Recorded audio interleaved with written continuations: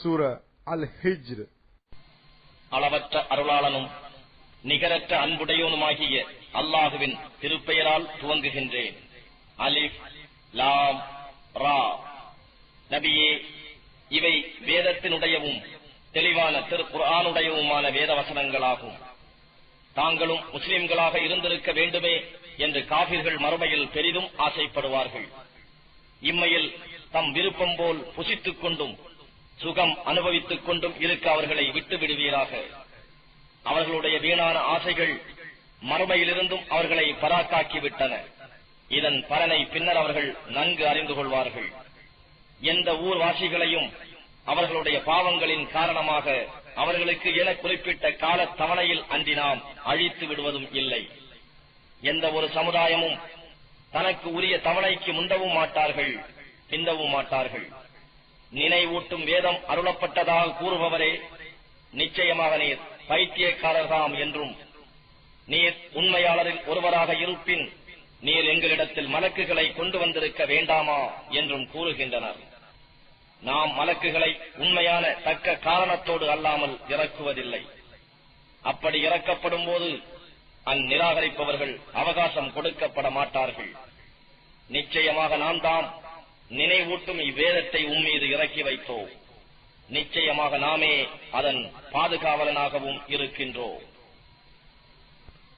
நபியே, நிச்சயமாக நாம் உமக்கு முன்னால் முந்தைய பல கூட்டத்தாருக்கும் நம் தூதர்களை அனுப்பி வைத்தோம். ஆனால் அவர்களிடம் நம்முடைய தூதர்களில் எவர் வந்தாலும் அவர்களை அந்த மக்கள் ஏளனம் செய்யாமல் இருந்ததில்லை.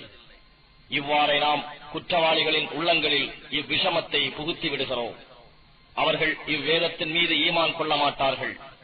அவர்களுக்கு முன் இருந்தவர்களின் இந்நடைமுறையும் இறுதியில் அவர்கள் அழிவும் நிகழ்ந்தே வந்துள்ளன. இவர்களுக்காக நாம் வானத்திலிருந்து ஒரு வாயிலை திறந்துவிட்டு அவர்கள் அதில் நாள் முழுதும் தொடர்ந்து ஏறிக்கொண்டிருந்தாலும் நம் பார்வைகளெல்லாம் மயக்கப்பட்டு விட்டன. நாங்கள் சூனியம் செய்யப்பட்ட ஒரு கூட்டமாகிவிட்டோம் என்று நிச்சயமாக கூறுவார்கள். வானத்தில் பெரும் பெரும் கிரகங்களை நிச்சயமாக நாம் அமைத்து பார்ப்போருக்கு அவற்றை அலங்காரமாகவும் ஆக்கினோம். விரட்டப்பட்ட ஒவ்வொரு ஷைத்தானை விட்டும் நாம் அவற்றை பாதுகாத்தோம், திருட்டுத்தனமாக ஒட்டு கேட்கும் ஷைத்தான்களை தவிர. அப்போது பிரகாசமான தீப்பந்தம் அந்த ஷைத்தானை விரட்டி பின்பற்றும். பூமியை நாம் விரித்து அதில் உறுதியான அசையா மலைகளை நிலைப்படுத்தினோம். ஒவ்வொரு பொருளையும் அதற்கு உரிய அளவின்படி அதில் நாம் முளைப்பித்தோம். நாம் அதில் உங்களுக்கும் நீங்கள் எவருக்கு உணவளிக்கின்றவர்களாக இல்லையோ அவர்களுக்கும் வாழ்க்கைக்கு தேவையான பொருட்களை ஆக்கியுள்ளோம். ஒவ்வொரு பொருளுக்குமான பொக்கிஷங்கள் நம்மிடமே இருக்கின்றன. அவற்றை நாம் ஒரு குறிப்பிட்ட அளவுப்படி அல்லாமல் இறக்கி வைப்பதில்லை. இன்னும் காற்றுகளை சூழ்கொண்ட மேகங்களாக நாமே அனுப்புகிறோம். பின்னர் வானத்திலிருந்து நாம் மழை பொழிவித்து அதனை உங்களுக்கு நாம் புகட்டுகிறோம். நீங்கள் அதனை சேகரித்து வைப்பவர்களும் இல்லை. நிச்சயமாக நாமே உயிரும் கொடுக்கிறோம், நாமே மரிக்கவும் வைக்கின்றோம். மேலும் எல்லாவற்றிற்கும் வாரிசாக உரிமையாளனாக நாமே இருக்கின்றோம். உங்களில் முந்தியவர்களையும் நாம் நிச்சயமாக அறிவோம், பிந்தியவர்களையும் நாம் நிச்சயமாக அறிவோம். நிச்சயமாக உம்முடைய ரப்பு இறுதி நாளில் அவர்களை ஒன்று திரட்டுவான். நிச்சயமாக அவன் ஞானம் மிக்கவன், யாவற்றையும் நன்கு அறிபவன். ஓசை தரக்கூடிய கருப்பான அலர்மண்ணால் மனிதனை நிச்சயமாக நாமே படைத்தோம். அதற்கு முன்னர் ஜான்னை, ஜின்களின் மூலபிதாவை கடிய சூடுள்ள நெருப்பிலிருந்து நாம் படைத்தோம். நபியே, உம்முடைய ரப்பு மலக்குகளிடம் ஓசை தரும் கருப்பான அலர் மண்ணிலிருந்து மனிதனை நான் படைக்கப் போகிறேன் என்றும், அவருக்கு நான் செவ்வையாக உருவாக்கி அவரில் என் ஆவியிலிருந்து ஊதியதும் அவருக்கு சிரம்பணியுங்கள் என்றும் கூறியதை நினைவு கூறுவீராக. அவ்வாறே மலக்குகள் அவர்கள் எல்லாரும் சிரம் பணிந்தார்கள், இப்லீஸை தவிர. அவன் சிரம் பணிந்தவர்களுடன் இருப்பதை விட்டும் விலகிக் கொண்டான். இப்லீஸே, சிரம் பணிந்தவர்களுடனே நீயும் சேராமல் விலகி இருந்ததற்கு காரணம் என்ன என்று இறைவன் கேட்டான். அதற்கு இப்லீஸ், ஓசை தரும் கருப்பான அலர் மண்ணிலிருந்து நீ படைத்துள்ள ஒரு மனிதனுக்கு நான் சிரம் பணிவதற்கு இல்லை என்று கூறினான். அவ்வாறாயின் நீ இங்கிருந்து வெளியேறிவிடு. நிச்சயமாக நீ விரட்டப்பட்டவனாக இருக்கிறாய். மேலும் நிச்சயமாக நியாய தீர்ப்பு நாள் வரை உன் மீது சாபம் உண்டாவதாக என்று இறைவன் கூறினான். என்னுடைய ரப்பே, இறந்தவர்கள் எழுப்பப்படும் நாள் வரை எனக்கு அவகாசம் கொடுப்பாயாக என்று இப்லீஸ் கூறினான். நிச்சயமாக நீ அவகாசம் அளிக்கப்பட்டவரில் ஒருவனாவாய், குறிப்பிட்ட நேரத்தில் நாள் வரும் வரையில் என்று அல்லாஹ் கூறினான். அதற்கு இப்லீஸ், ரப்பே, என்னை நீ வழிகேட்டில் விட்டுவிட்டதால் நான் அவர்களுக்கு இவ்வுலகில் வழிகேட்டை தரும் அனைத்தையும் அவர்களுக்கு அழகாக தோன்றும்படி செய்து அதன் மூலமாக அவர்கள் அனைவரையும் வழிகெடுத்தும் விடுவேன். அவர்களில் அந்தரங்க சுற்றியுள்ள உன் அருள் பெற்ற உன் நல்லடியார்களை தவிர என்று கூறினான். அதற்கு இறைவன், நிச்சயமாக அந்தரங்க சுற்றியுள்ள என் நல்லடியார்களின் இந்த வழி என்னிடம் வருவதற்குரிய நேரான வழியாகும். நிச்சயமாக என் அடியார்கள் மீது உனக்கு எவ்வித அதிகாரமும் இல்லை, உன்னை பின்பற்றி வழிகட்டவர்களை தவிர என்று கூறினான். நிச்சயமாக உன்னை பின்பற்றும் அனைவருக்கும் நரகம் அவர்கள் வாக்களிக்கப்பட்ட இடமாகும். அதற்கு 7 வாசல்கள் உண்டு. அவ்வாசல்களில் ஒவ்வொன்றும் பங்கிடப்பட்ட தனித்தனி பிரிவினருக்கு உரியதாகும்.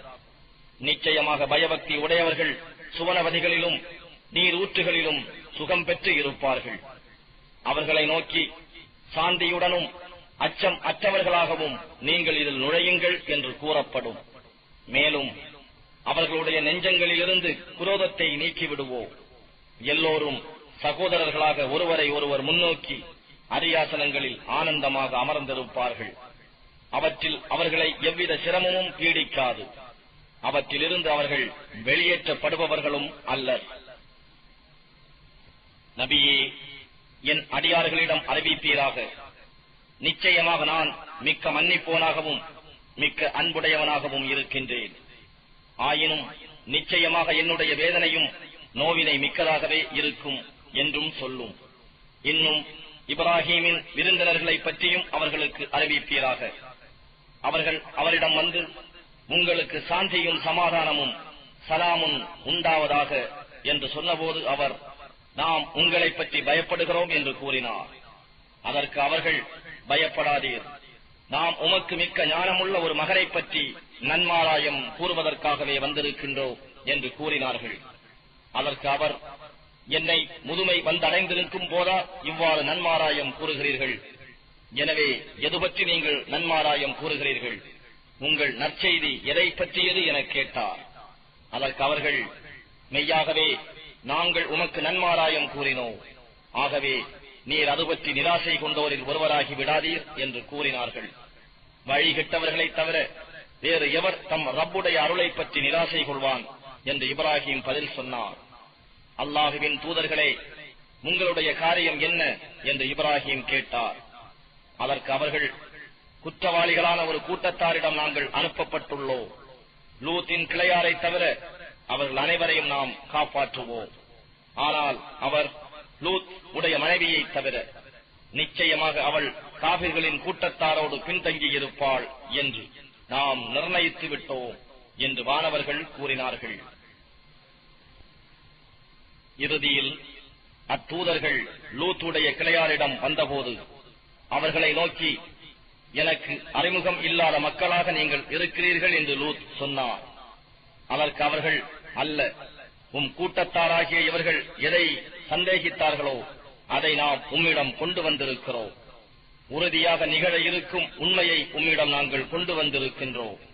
நிச்சயமாக நாங்கள் உண்மையாளர்களாகவே இருக்கிறோம். ஆகவே இன்று இரவு சிறிது நேரம் இருக்கும் போதே நீர் உம் குடும்பத்தாருடன் நடந்து சென்றுவிடும். அவர்களை பின்பற்றியே தொடர்ந்து செல்லும். உங்களில் எவருமே பின்னால் திரும்பி பார்க்க வேண்டாம். எங்கு செல்ல வேண்டும் என நீங்கள் ஏவப்பட்டிருக்கிறீர்களோ அங்கு சென்று விடுங்கள் என்று கூறினார்கள். மேலும் இவர்கள் யாவரும் அதிகாலையிலேயே நிச்சயமாக இவர்கள் வேறறுக்கப்பட்டு விடுவார்கள் என்னும் அக்காரியத்தையும் நாம் முடிவாக அவருக்கு அறிவித்தோம். லூத்தின் விருந்தினர்களாக வாலிபர்கள் வந்திருப்பதை அறிந்து அந்நகரத்து மக்கள் மிக்க மகிழ்ச்சியுடன் வந்து சேர்ந்தார்கள். லூத் வந்தவர்களை நோக்கி, நிச்சயமாக இவர்கள் என்னுடைய விருந்தினர்கள். ஆகவே அவர்கள் முன் என்னை நீங்கள் அவமானப்படுத்தி விடாதீர்கள். அல்லாஹுவுக்கு அஞ்சுங்கள். என்னை கேவலப்படுத்தி விடாதீர்கள் என்றும் கூறினார். அதற்கு அவர்கள், உலக மக்களை பற்றியெல்லாம் எங்களிடம் பேசுவதை விட்டும் நாங்கள் உம்மை தடுக்கவில்லையா என்று கேட்டார்கள். அதற்கு அவர், இதோ என் புதல்வியர் இருக்கிறார்கள், நீங்கள் ஏதும் செய்தே தீர வேண்டும் என கருதினால் இவர்களை திருமணம் செய்து கொள்ளலாம் என்று கூறினார். நபியே, உயிர் மீது சத்தியமாக, நிச்சயமாக அவர்கள் தம் மதிமயக்கத்தில் தட்டழிந்து கொண்டிருந்தார்கள். ஆகவே பொழுது உதிக்கும் வேளையில் அவர்களை பேர் இடிமுழக்கம் பிடித்துக் கொண்டது. பின்பு அவர்களுடைய ஊரை மேல் கீழாக புரட்டிவிட்டோம். இன்னும் அவர்கள் மேல் சுடப்பட்ட களிமண்ணாலான கற்களை பொழியச் செய்தோம். நிச்சயமாக இதில் சிந்தனை உடையோருக்கு பல அத்தாட்சிகள் இருக்கின்றன. நிச்சயமாக அவ்வூர் நீங்கள் பயணத்தில் வரப்போகும் வழியில்தான் இருக்கிறது. இடமாக மோமீன்களுக்கு இதில் தகுந்த அத்தாட்சி இருக்கிறது. இன்னும் அடர்ந்த சோலைகளில் வசித்திருந்த சுஐபுடைய சமூகத்தாரும் அக்கிரமக்காரர்களாக இருந்தனர். எனவே அவர்களிடமும் நாம் பழிவாங்கினோம். அழிந்த இவ்விரு மக்களின் ஊர்களும் பகிரங்கமான போக்குவரத்து வழியில்தான் இருக்கின்றன. இவ்வாறே சமூது சமூகத்தாரான மலைப்பாறை வாசிகளும் நம் தூதர்களை பொய்யாக்கிக் கொண்டிருந்தனர். அவர்களுக்கு நாம் நம் அத்தாட்சிகளை கொடுத்தோம். அவர்கள் அவற்றை புறக்கணித்தவர்களாகவே இருந்தார்கள். அச்சமற்று பாதுகாப்பாக வாழலாம் என கருதி அவர்கள் மலைகளை குடைந்து வீடுகளை அமைத்துக் கொண்டார்கள். ஆனால் அவர்களையும் அதிகாலையில் பேரிடி முழக்கம் பிடித்துக் கொண்டது. அப்போது அவர்கள் தன் பாதுகாப்புக்கு என அமைத்துக் கொண்டிருந்தவை ஏதும் அவர்களுக்கு ஒரு பயனும் அளிக்கவில்லை. நிச்சயமாக நாம் வானங்களையும் பூமியையும் இவை இரண்டிற்கும் இடையே உள்ளவற்றையும் உண்மையை கொண்டே அல்லாது படைக்கவில்லை. நபியே, இவர்களுடைய தண்டனைக்கு உரிய காலம் நிச்சயமாக வருவதாகவே உள்ளது. ஆதலால் இவர்களின் தவறுகளை அழகான புறக்கணிப்புடன் புறக்கணித்துவிடும். நிச்சயமாக உம்முடைய ரப்பு எல்லாவற்றையும் படைத்தவனாகவும் அனைத்தையும் அறிந்தவனாகவும் இருக்கின்றான். நபியே, நிச்சயமாக நாம் உமக்கு திரும்ப திரும்ப ஓதக்கூடிய சூரத்துல் ஃபாத்திஹாவின் 7 வசனங்களையும் மகத்தான இந்த குர்ஆனையும் வழங்கி இருக்கின்றோம். அவர்களிலிருந்து சில வகுப்பினரை இவ்வுலகில் எவற்றை கொண்டு சுகம் அனுபவிக்க நாம் செய்திருக்கின்றோமோ அவற்றை நீர் கடைக்கண் கொண்டும் நோக்காதீர். அவர்களுக்காக நீர் துக்கப்படவும் வேண்டாம். ஆனால் அன்பனும் இறக்கையை மூமின்கள் மீது இறக்கும். பகிரங்கமாக அச்சம் ஊட்டி எச்சரிப்பவனாக நிச்சயமாக நான் இருக்கிறேன் என்று நீர் கூறுவீராக. நபியே, முன் வேதங்களை பலவாறாக பிரித்தவர்கள் மீது முன்னர் நாம் வேதனையை இறக்கியவாறே இந்த குர்ஆனை பலவாறாக பிரிப்போர் மீதும் வேதனையை இறக்கி வைப்போம். ரப்பின் மீது ஆணையாக நிச்சயமாக நாம் அவர்கள் அனைவரையும் விசாரிப்போம். அவர்கள் செய்து கொண்டிருந்த எல்லா செயல்களை பற்றியும் நாம் விசாரிப்போம். ஆதலால் உமக்கு கட்டளையிடப்பட்டிருப்பதை வெளிப்படையாக அவர்களுக்கு அறிவிப்பீராக. இணை வைத்து வணங்குபவர்களை புறக்கணித்து விடுவீராக. உம்மை ஏளனம் செய்பவர்கள் சம்பந்தமாக நாமே உமக்கு போதுமாக இருக்கின்றோம். இவர்கள் எத்தகையோர் என்றால் அல்லாஹுடன் வேறு தெய்வத்தையும் இணையாக்கிக் கொள்கிறார்கள். இதன் பலனை இவர்கள் பின்னர் அறிந்து கொள்வார்கள். நபியே, இவர்கள் இழிவாக பேசுவது நெஞ்சத்தை எப்படி நெருக்குகிறது என்பதை நாம் அறிவோம். நீர் அப்பேச்சை பொருட்படுத்தாது இறைவனை புகழ்ந்து நீங்கள் துதிப்பீராக. சுஜூது செய்து சிரம் பணிவோர்களில் நீரும் ஆகிவிடுவீராக. யகீன், நிச்சயமானதாகிய மரணம் உமக்கு வரும் வரை இறைவனை வணங்கிக் கொண்டிருப்பீராக.